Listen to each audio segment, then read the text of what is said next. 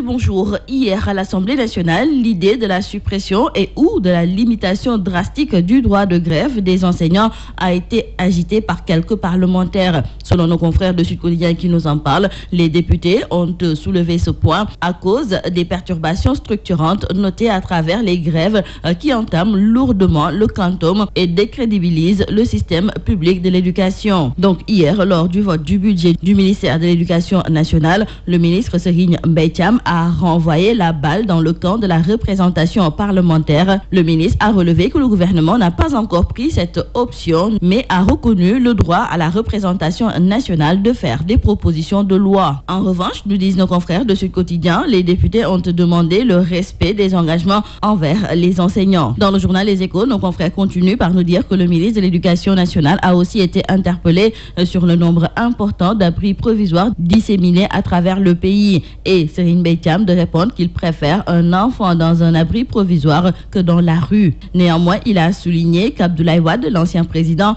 a laissé plus de classes en lamelles de bambou et de tiges de mil que d'écoles construites.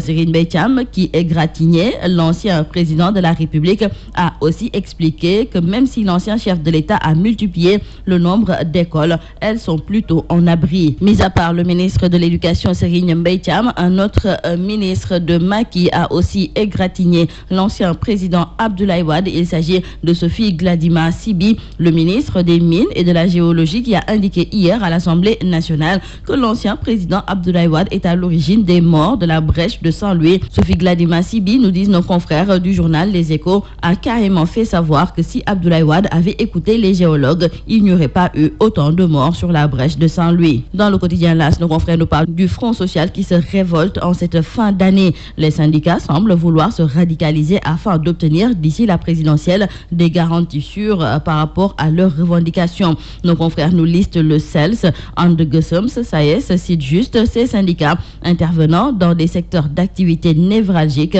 qui accélèrent la cadence en cette fin d'année. La polémique est loin de s'estomper après la présence et prise de parole des présidents Ouattara et Aziz à la cérémonie d'investiture de Macky Sall. Dans le journal La Tribune, nos confrères écrivent que le Front patriotique pour la défense de la République a adressé une lettre ouverte à ces deux présidents pour dénoncer leur soutien à Macky Sall, car selon le FPDR, les liens de fraternité et de solidarité entre les différents peuples devraient se situer au-dessus de toute autre considération. Et toujours dans le journal La Tribune, nos confrères nous indiquent que les jeunes du front de l'opposition sénégalaise sous la houlette de Clédor Sène se sont rassemblés hier vers les coups de 21h devant l'ambassade de la Côte d'Ivoire à Dakar, et ils promettent de revenir en force aujourd'hui pour dire leurs 4 vérités à l'ambassadeur de Côte d'Ivoire dans notre pays. Les protestataires ne sont pas prêts à pardonner au président ivoirien son soutien sans équivoque pour la réélection du président Macky Sall. À propos de la présidentielle de 2019, nos confrères du journal Les Échos nous indiquent que Mamadou Lamine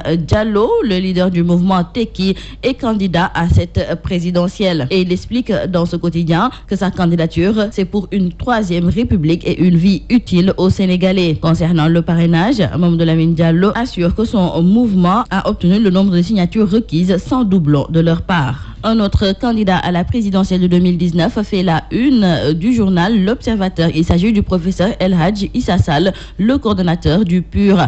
Nos confrères nous indiquent que la tension interne annoncée, ça et là, au sein du parti de l'unité et du rassemblement semble ne pas inquiéter son coordonnateur. L'honorable député apporte dans le journal L'Observateur des éclairages sur la supposée brouille qui l'opposerait avec le guide moral du parti, Serigne Moustapha Sy, non sans signaler que tous les deux travaillent en parfaite intelligence en direction de la présidentielle de 2019.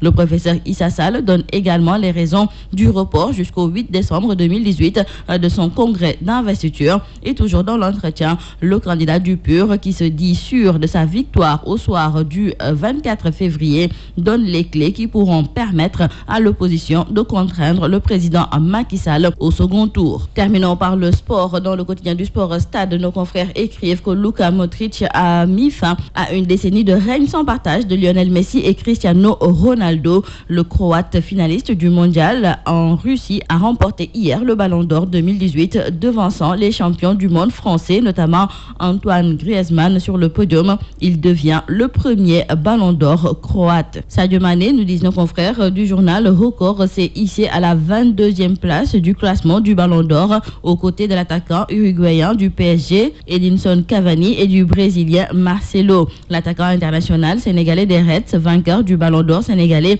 pour la 5e fois consécutive, a grandement contribué au brillant parcours européen de Liverpool, finaliste de la Ligue des Champions la saison dernière. Et Habib Beye, dans le journal Record, déclare qu'il aurait mis Sadio Mané devant Agüero et De Bruyne, car le Sénégalais a mis 10 buts en Ligue des Champions. Il a marqué en finale, il a été extraordinaire et ça a été le deuxième meilleur joueur de Liverpool derrière Mohamed Salah. L'international sénégalais et consultant pour Canal+, affirme donc que les joueurs africains manquent de reconnaissance à l'échelle du foot mondial. C'est tout à vos journaux et très bonne lecture. Bienvenue.